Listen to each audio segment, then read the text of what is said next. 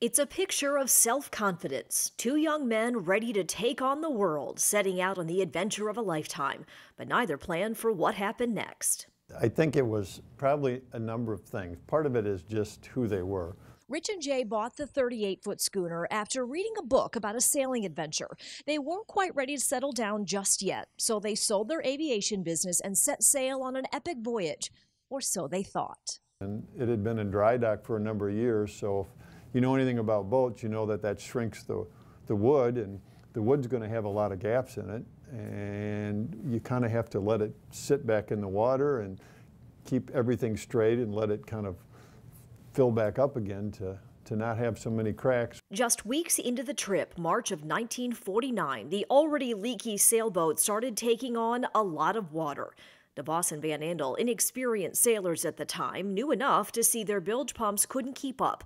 Now waterlogged in a shipping lane between Cuba and the Bahamas, it was clear they were in real trouble. They fired a rescue flare, spotted by the passing freighter Adabel Likes. So I think they kind of told them, well, take off what you want, come on board, we'll take you to Puerto Rico. We're on our way to Puerto Rico, but we're going to have to ram the boat and sink it and go down because wooden boats just kind of float a little bit on the surface. So Rich and Jay salvaged what they could from the Elizabeth and watched her slide beneath the waves. Safely aboard the freighter without much but the clothes on their backs, the pair did manage to grab two symbolic items from Elizabeth, a fact that wouldn't come to light until more than 50 years later.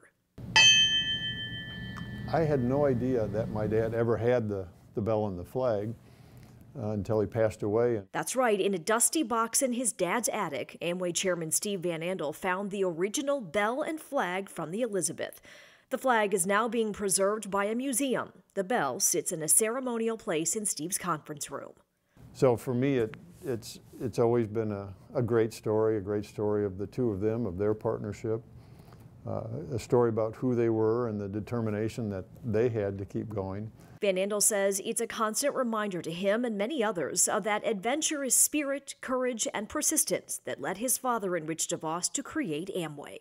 Every day I can go in and look at it, and when I get a little stuck on something, I just look at the bell and realize, nope, just keep going. Just keep going. In Ada, Michelle DeSalms, WHQ News.